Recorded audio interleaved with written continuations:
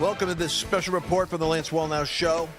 Of course, we're going to be dealing with the assassination attempt, the VP pick and predictions, also prophecy. Very important today.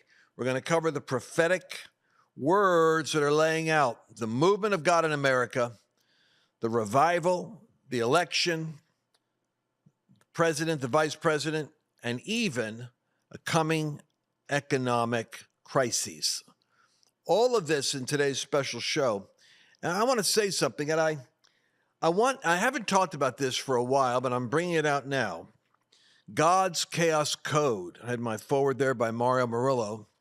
This book that I wrote describes exactly what is unfolding right now. I was looking at it because I predicted that by 2021, we would have $30 trillion of debt. And I was saying, I actually wrote this as a 10-year prophetic glance at the code of what was happening with Trump at the middle of the crises of the election. And I even have him pitted again with the Biden-Harris ticket, and talked here in extensive detail about the global rising up of new Cyrus rulers, such as you're seeing happen in Central America and in Europe. You want to get a hold of this. This is because God has a prophetic pattern. Everybody gets caught up on predictions of who. What you want to look at is, what has God prophetically said since 1948, when Israel went back into occupying its land? God punched a clock, and all of the Bible, from Esther to Zechariah to Haggai to Nehemiah to Ezra, all of the books in the Bible that deal with Israel returning to their land are being fulfilled in exactly the same mysterious sequence. And I learned that from Chuck Missler, who Kim Clement told me to pay attention to. So I share all that in this book. Go to godschaoscode.com and see exactly what's happening in the Middle East, what's happening in the wars in Europe, what's happening with China, what's happening with the United States, what's going to happen economically, why it's going to happen, what the reset is going to look like economically as America goes through this crisis. godschaoscode.com. And I guarantee that you'll be ahead of the curve once you see that the storm is here and the shaking has begun, and God is rebuilding a Reformation church right now that is shaking itself, trying to figure out what it's going to look like. Go to godschaoscode.com and see the future. I wrote it so that it's literally unfolding right now. Grab that. So we have the JD Vance prediction. I was a little bit nervous about that. You know, it was 21 days ago that we were on Flashpoint, and I was a little jet lag. I was traveling, a little tired. I'm always worried when I'm on TV and I'm tired because I never know what I'm going to say. At least if it's just me at home at night, I have control of myself. But if it's someone else's audience, I worry about it. And so I want to play for you a prediction. I just felt an impulse because I was praying, Lord, you told me about Trump. You told me about Cyrus. You let me know what was going to be coming. I even listed the swing states that were going to be, look at this. I predicted the swing states that were going to be contested in 2020. Laid it out. And guess what they were? Pennsylvania, Wisconsin, Michigan. And I predicted the percentage of votes that were going to be the margin of victory. And I'm telling you, these are back again, big time, which is why JD Vance was chosen. The reason I'm saying that is because we're in this critical moment right now where we have to be very careful how we navigate through these waters. And I was saying to the Lord, I need to hear from you. I haven't heard from you in terms of like a word on what's coming next. And the Lord has bubbled up inside me, JD Vance. It's really comical. I haven't prayed that way since then, probably should. And I thought, JD Vance. And that night, I just blurted it out. So let's catch that live 21 days ago. Who's Trump going to pick for VP? This is a prophetic program. We're the only people on national television who would dare to put our established credibility out on the line and risk like we do. Who will the VP pick be? I have an opinion now. Okay, and it often let's hear happens that when I get these opinions, they're prophetic premonitions. All right. I'm all ears. Get I ready. got to hear this. Are you ready? Ready. Do it. Get ready for JD Vance. You think so? Get ready. I'm telling you. Why? And okay, so why you say JD Vance? Because it came to me out of nowhere, which is the best place for it to come from. And I'm sitting there going, well, Lord, I'm complaining because the Lord doesn't show me anything. You know, He used to show me Trump, Cyrus. I used to have books and everything. And it's like, all right, I thought JD Vance. I thought, let's see. I think now I know we're going to go with people. I did a survey. My people got Marco Rubio was my original. In the natural, I said Rubio because that's going to get some Hispanic votes. That's the smart pick, Marco, because it goes for some of the Latino votes. Then I thought, well, Ben Carson or Tim Scott, go for the black votes. Then I thought, find a woman, go for the female votes. And then, of course, Mike Flynn was popular in my group, and I don't know, a few others. But it was JD Vance that I think made the surfaced, bubbled up. Let's see what happens. Well, it's a cliffhanger. So ever since then, I mean, when the broadcast was over, I said, my gosh, what's wrong with me? You don't have to risk for nothing. I mean, why put yourself out there and risk? However, I stand confirmed. It was indeed JD Vance. You see, Gene Bailey was not exactly excited about it. You can see the lack of enthusiasm, because everybody has an opinion as to who they wanted to have. But I knew it was going to be Vance because at least I heard it was Vance, and I doubled down on it. Now, here's the point. Why Vance? Well, as it ends up, I did not know this at the time, but there was a lot of pressure to go with Vivek Ramaswamy, but because he's young, and he would get the young voters. But JD Vance is the youngest guy ever, other than Teddy Roosevelt, to be in the vice presidential spot. He's 38 years old. Makes him young. But what also is important is he carries the Rust Belt. Now, maybe that doesn't make sense to you because Christians, our circle is always, I like so-and-so. I like so. You don't pick someone because you like them. You pick them because they deliver something to help you get elected.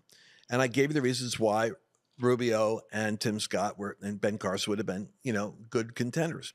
Now, here's the fact.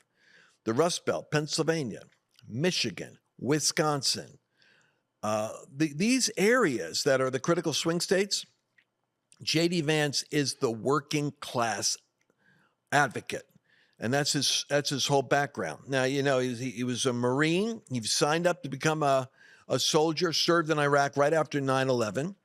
Then he went on, but he also graduated with a law degree from Yale, so he ticks that box of the Ivy League. He's intelligent.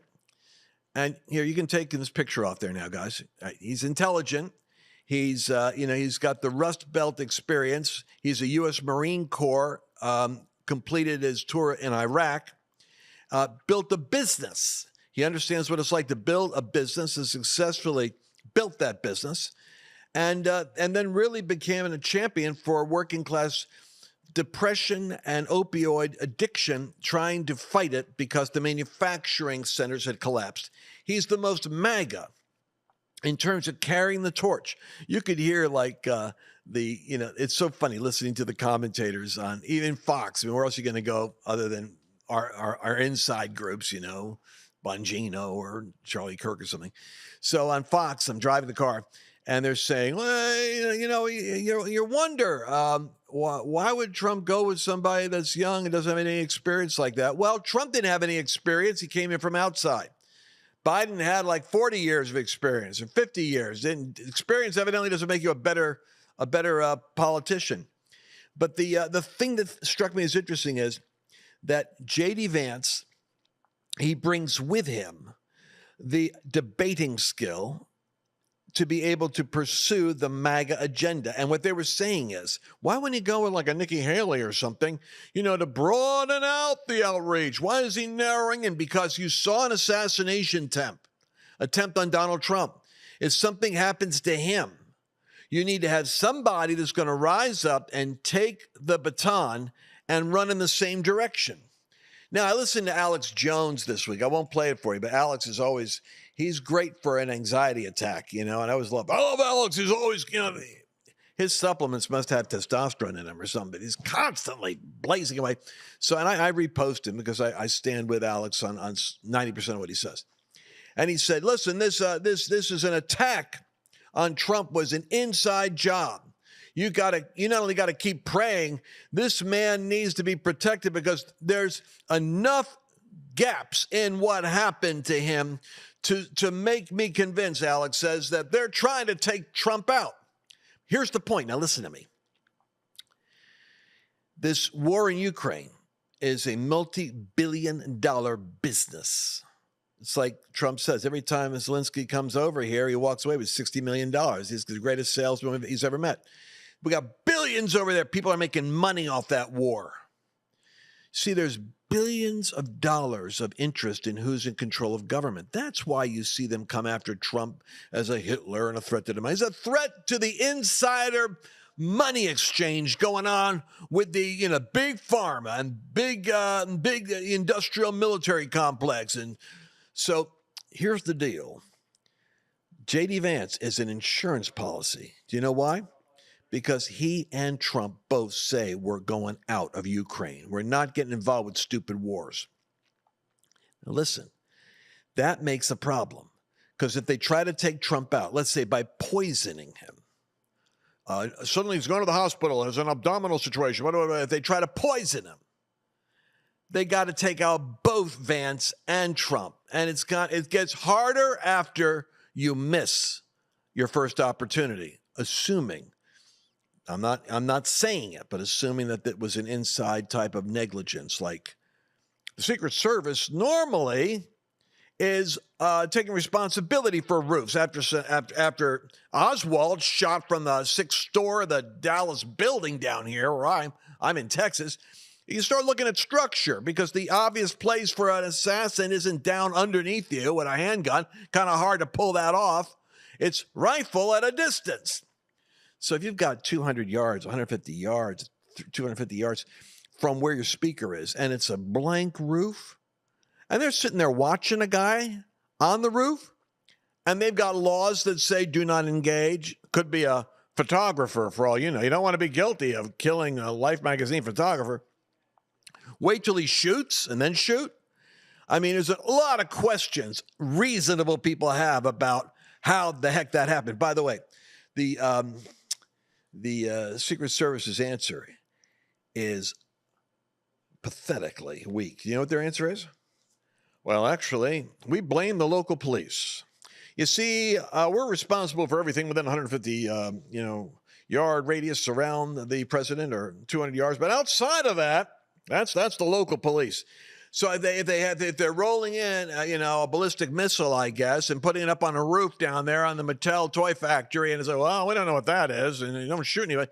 I guess that's out of your perimeter. See, that's such a lame, stupid excuse, because the Secret Service is responsible for all of the angles of attack that are going to be roofs facing the president. You don't leave that down to Barney Fife and Andy down here in Mayberry to go be policing everything outside of 150. We got all this energy and, skill right here. But about 200 yards out there, and George and the local, police department will take care of that. Guarantee that's not how it's done, even though that's the lame excuse.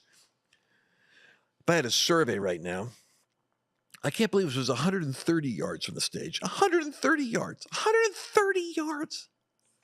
I'm giving him credit for 200. I'm exaggerating. It's 130 yards. Rooftop. Nearest roof with 130 yards. That's why our people are so suspicious about this, and justifiably so. Now, you're hearing these prophecies from 3 months ago about the failed assassination attempt, economic fallout, and Trump being saved. And this is making the rounds in our community like hotcakes. You've seen it, but in case you haven't, I want to play it for you here. Play cut 18, please. Yeah, but it was not necessarily an old guy. It was like a mantle of telling people in these old churches, like trying to reform America again, bringing back America. Because the Lord told me, he said, I am not done with America. Amen. He said there's going to be a new wave of patriotism coming out. And that's whenever I saw Trump, and I saw a red wave coming out of Michigan. And then I saw Oklahoma, and there was embers of people, and they were all on they had torches all throughout Oklahoma, and they were raising up these torches that looked like fire. And they were bringing forth a new patriotism upon the nation. And it was being birthed, and it just kept spreading like fire all throughout America, all throughout. And I saw Trump rising up, and then I saw an attempt on his life. This bullet flew by his ear, and it came so close to his head that it busted his eardrum. And I saw he fell to his knees during this time frame, and he started worshiping the Lord. He got radically born again during this time frame. I'm talking, people say he's saved now, but he becomes really on fire for Jesus, for what I saw coming. And then I saw people interceding when I saw him winning the presidency through great. The Lord showed me it would go clear into the summer. Great persecution would come on him through the judges and through the law and all these people trying to sue him and all this stuff. But there would be a stop to it, and things would start to break free come toward the fall. And then I saw him winning the election through the Patriots coming out and voting, and then there will be a great economy crash. Yeah. I saw they had a great economy plan, a crash, worse than the Great Depression. And the Lord warned me about this. It would be a great dark time. But I saw paddles coming upon America's soil like a shocking of the soil. And I saw Donald Trump praying in the office of the Oval Office, and he was weeping before the Lord with his hands on his head like this, but he was weeping. And there was ministers and people. I don't know if they were senators or Congress people or whatever. I just saw them pacing and back and forth inside of the White House. What is the White House? But it's the Oval Office. Yeah. And they were interceding all inside there, and I could feel the presence of the Lord so strong on this. And then I could see that darkness that was the heaviness upon America with the financial crisis of what I saw coming. It started to lift above the trees, and I saw the blue and the things coming back out, and the green times and the good times coming back again. But the Lord said it would be forth a time of a season of a shaking, and it would be a shaking to awaken. And in this, this would basically that He was not done with America. There would be a great revival come, and it's not all doom and gloom. That's what He said. The sky's not falling. There's a time of, it's like people would say, this is judgment. And the Lord said, do not call this judgment. It's not my judgment. It's a correction. There's correction coming. Do not call it judgment. It's a correction. And that's exactly what we cover in God's Chaos Code, godschaoscode.com. And get a hold of it. It's a discipline, which is slightly different than a correction. Correction is a nice word, but it's like, you're actually being disciplined because, listen, the discipline of the Lord is those who He loves, He chastens. And so the difference between judgment and chastening is judgment is a verdict delivered. Chastening is a spanking in order to keep you from judgment. And so God's intervening in America, and we can trust that God's got His hand on that. Now, why this sequence of prophecies is so significant is it talks also about, I think he mentioned about Michigan and Oklahoma as being places where revival is going to hit. And I think there's pockets and places where this move of God is going to be the strongest. But let's pivot for a second and take a look at what does this mean for unfolding the Democratic Party, what their strategy is going to be. They got a problem because they have done such a big job of Hitlerizing Trump and the big threat to democracy. I mean, they have literally demonized him. Right down, remember that demonic red, satanic Philadelphia speech that Biden gave? He even said, you are a threat to democracy, and his supporters. It's like trying to turn America against itself. Well, they got a problem now. What are they going to do with all this rhetoric? I'm going to come back to that in a second. Right now, I want to talk about the shooter and Trump and the miracle of what happened. When we call this a miracle, Trump is really just, he's figuring out what in the world just happened to him. I mean, a day later, he's still, how would you be? You'd still be recovering. There's a lot of people that were in the crowd there that are still in trauma getting counseling. Trump goes golfing right after it happens. The guy's kind of amazing that way. But I want you to take a look. We're going to talk about the shooter for a second, because what happened with the shooter is the policeman came up because people were pointing out for like 5 minutes, hey, there's a shooter, there's a guy on the roof, there's a guy on the roof. How does a guy come up on a ladder on an AR-15 within 150 yards of the president, pop it on a roof and go climb up there and go position himself on a roof? Here's the point. When this incident happened, I want you to catch the split-second intervention of like cosmic factors. A policeman finally goes, well, what are you saying? So local police guy, which is what the Secret Service says, police have jurisdiction of 100 yards out there. We just do the area around the event. So the policeman goes up on the roof, and the shooter turns around and points his gun at him, and the policeman goes, whoa, he ducks and goes back down. At that moment, you would think there's something he's saying, hey, the guy's got a rifle, the guy's got a rifle. Boom, take him out. It's not like, well, how do you know it isn't a camera telescope? Maybe he's mistaken. If the guy points at a policeman and the policeman retreats, that's why the shooter went back down, and the kid goes down and starts firing right away because he realizes the jig is up. He's been caught, and the police already just interrupted him, so he's got to shoot. And here's the weird part. He's popping off these shots enough to wound 2 people, kill 1 person, almost kill the president, kill Trump, and boom, right away from like, we still don't know where that shot came from, but his head blown off. In other words, they had him in their scope the whole time with a rifle. This is going to be the discussion starting Monday with the head of the Secret Service next week, explaining what happened a little more to the American people.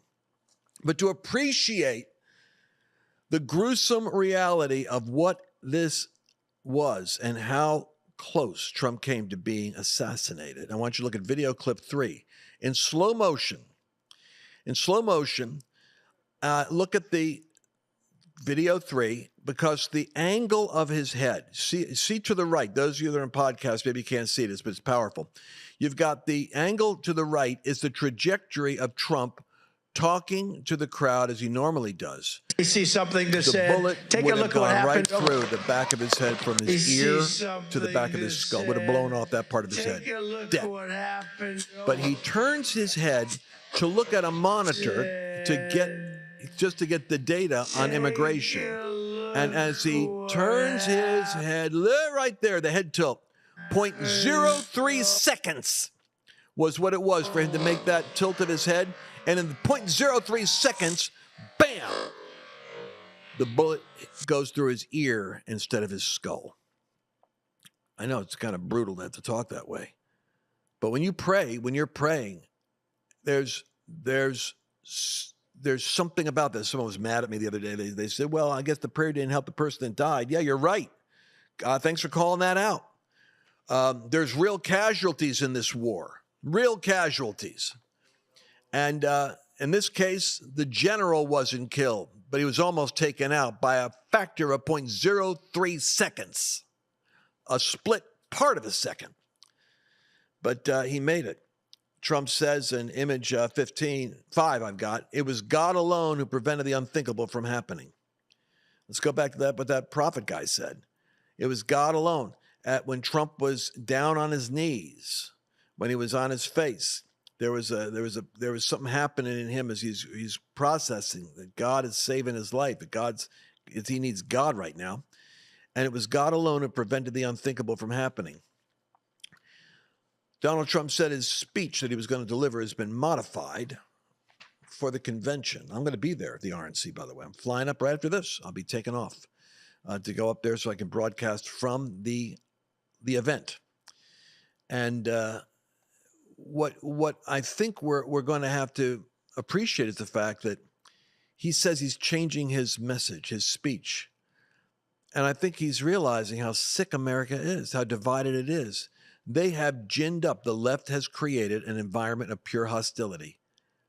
And what is their new strategy going to be? They still got, by the way, they got protests going on because the nut jobs on the left are independently funded and organized so that, well, that wasn't our shooter down there. We got our own guys here, so that wasn't us trying to kill him. So we have nothing to do with that. So we're angry at Trump and protesting here outside of the Republican convention. This is it. Tell you what, let that be on the news. I pray they show that to show how sick the party is that endorses this. So, by the way, the shooter, the big thing the left is saying here is like, oh, well, he's a Republican, like Swalwell. What a tootsie that guy is. He goes, well, it's too bad when Republicans are shooting Republicans. What an idiot. The reality is, this 20-year-old kid, we got some footage here. I only got like 2 minutes left, and I don't know what to do with my time. I gotta get this broadcast done fast. But we have footage interviewing about the kid. The kid was bullied. He was odd. He was eccentric. He was wearing a mask long after other kids wore masks. He was wearing, hunting gear like the great woodsman out there. He was picked on by other kids in the cafeteria. He sat by himself. It's sad. I mean, here's the reason why evangelism in schools is so necessary. Because kids like that are loners, that are bullied, that are isolated, that are weird or eccentric, somehow on a scale of eccentricity, they need kids to come alongside of them to befriend them because they got demons tormenting them. And so the kid, according to one study I have, and I'm getting all my data now, he was like, his name shows up playing a game, which is, a video game on Secret Service protecting presidents from getting shot. The Secret Service use their body to intercept the bullet. And it's a game he had clocked like 100 hours on. So they're monitoring him now and saying, well, what was his digital footprint? Well, he was playing video games in his isolation while his parents weren't paying attention with an AR-15 the dad had that wasn't locked up properly, and the kids dressing up in camouflage gear, going to school every day, being bullied. I mean, here's a classic case, folks, of a kid the devil's going to get a hold of. It's almost like a profile for these young shooters. And the kid needed desperately to have a friend, needed Jesus. It's sad what happened to him. But I mean, I feel mingled feelings about this because when you get to the point where you're going to be on a crusade, where you're going to finally, what would drive a 20-year-old to think he's defending democracy? Oh, he's a registered Republican. Yeah, well, you know why? Because there's billboards all over the country, register Republican so that you could go vote in the primaries. Or you can get into the events. If I was a young assassin, I don't think I would be registering as the opposite party and trying to get close to the candidate. I think I'd register as supporting the candidate to get in proximity. The fact is, the kid gave his money where your money is, where your heart really is. He gave it to Act Blue. He supported the left causes. The question is, who radicalized him? Where did he hear this? He probably was listening to the montage I'm going to play for you now of news outlets which are saying someone needs to stop and take Trump out because he's a threat to democracy. This is what these kids are listening to. Play video 9. Let's deal with Hitler, okay? I don't think it's hyperbolic to say that. I mean, that is Mussolini, Hitler-like language. Trump's affinity for Hitler was always covered under an umbrella of his stupidity. Echoing Hitler's words. Listen to this. Well, Hitler was duly elected. That's right. Echoing the hateful rhetoric of Adolf Hitler. I refuse to live under Donald Trump's reign again. I refuse to risk our democracy. What would a second Trump term in the White House mean for the rule of law in our country? It would be the end of democracy. Anybody that votes Republican and doesn't understand you're voting for the end of democracy. That's the kind of language Hitler used in Mein Kampf. About vermin and Hitler and Mussolini. That's a horrifying clip. That's a fascist clip. We're just going full on Hitler. If Trump wins, it would be the end of democracy in the United States. So how do you deal with the end of democracy? Heroic young 20-year-old who's living at home with your parents and in a fantasy world playing video games, trying to take out Trump? Well, I guess you're going to be the hero. And now what's really weird is you got that out there in the cosmos. You got a whole bunch of other sick young 20-year-olds that have been fed this crap in their schools that are going to try to get it right since he got it wrong. They're going to try to be the shooter that does it right. Well, we bind that in the name of Jesus, but you got to know it's floating out there like bats. It's called copycats. Let's look at what Joe Biden's staff. I don't think he was putting this stuff out. I think they were feeding it to him. What Joe Biden's Democrat staff was having him say: Donald Trump and MAGA Republicans are a threat to the very soul of this country. Oh, now you're the threat to the soul of the country. Donald Trump is the greatest threat. Donald Trump is a genuine threat. Donald Trump and the MAGA people are a threat. You see it right there, folks. So what are they going to do? Donald Trump is a genuine threat to the nation. He's a threat to our freedom. He's a threat to our democracy, literally a threat to everyone. He's a threat to everybody. But here's the worst one. They took this one down. This didn't age well. A day or two before the assassination attempt, he said it's time to put Trump in a bullseye. Challenged about that, Lester Holt said, do you think that kind of language feeds this kind of violence? Biden said, I didn't say crosshairs. I said bullseye. Bullseye, aiming for something. I wasn't saying crosshairs. So here's the point. What are they going to do?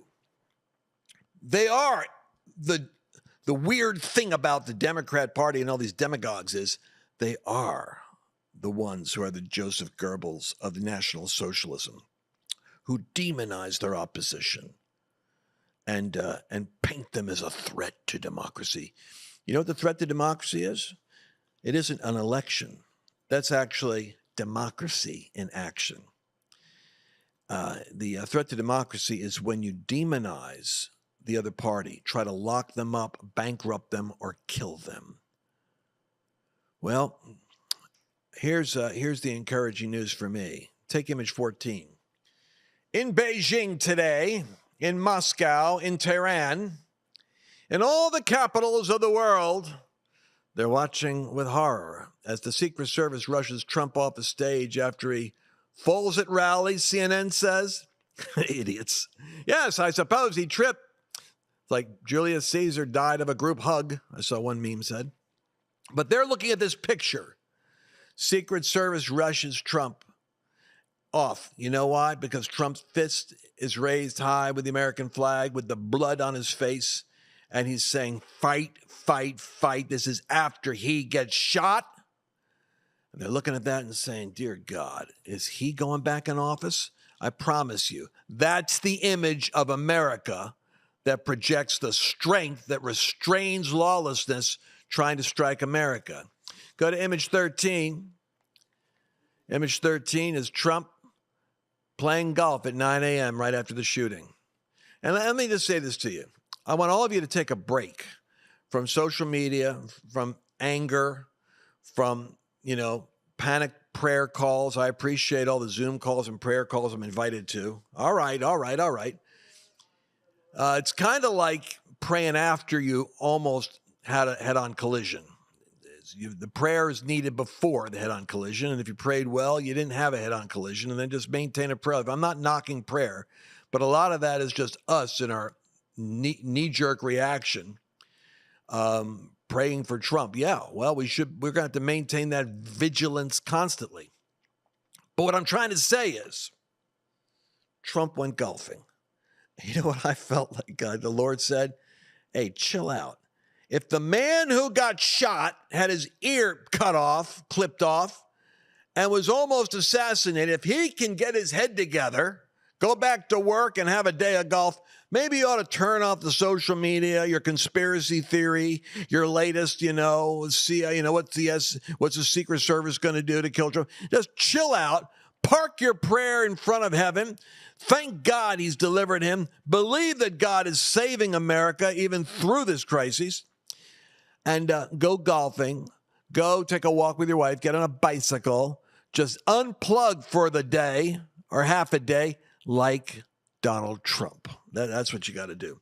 By the way, I want you all to go to thecouragetour.com because I'm going to be going to the swing states. We're not done with Wisconsin. I'm going to go up there for the RNC, and then we're going to follow that up July 28th through 31st. Put that picture up there and post if you can. July 20th to 31st, I want to see you there with Mario Murillo and me, and we're going to have the Courage Tour in the swing state, battleground state of Wisconsin, in Eau Claire, Wisconsin. I'm also going to head back to Michigan. I'm looking for a partner church right now in Pennsylvania. I'm so sorry that Pennsylvania had to be the home where the assassination attempt was in Butler, but I'm looking for a church. Contact our office and let me know if you got a church that can seat about 1,000 people and you're willing to have me and our band of married men and women, our MAGA men and women, come in. And some of Trump's friends are going to be arriving. to share a day for the Courage Tour in Pennsylvania. Will it be in Montgomery County? Will it be in Bucks County? Will it be in Lancaster County? Will it be in Allegheny County? Will it be? You tell me. I know that we've got a lot of friends there, but I'm putting it out there in the airways. Give me a church over there in Pennsylvania that's big enough to handle it, and we'll come down, and we'll pack the place out, and your church will be stronger when we get done than it's ever been before. Bam. All right, this is Lance Wallnau. I got more to cover, but that's all the time we have today. Don't miss tomorrow. I'm going to be doing live snippets perpetually from the floor of the Republican National Convention in Wisconsin, where history is being made. Be encouraged, folks, from the Supreme Court decision that came out today, which I didn't get to, which basically exonerates Trump by saying the guy who was Jack Smith was not authorized to lead that attack because he wasn't approved by the Senate. Like Mueller was approved by the Senate, Jack Smith was appointed by Merrick Garland and Joe Biden's inside team to go get Trump. And so looks like that's going to end up trotting its way to the Supreme Court, where it dies an ignoble death. But Trump got a major victory in the courts today that dropped that strongest case against him, was the Florida case regarding the papers that he had that the FBI raided at Mar-a-Lago. Well, that one was dropped today as far as Florida is concerned. Now the D.C. court obviously is going to say, we disagree, and it's going to go to the Supreme Court. By then, Trump will be in office. We'll see you again tomorrow. God bless. Did you enjoy this latest episode? Please remember to share it with your friends, because the more knowledge you have, the better equipped you are to navigate the world.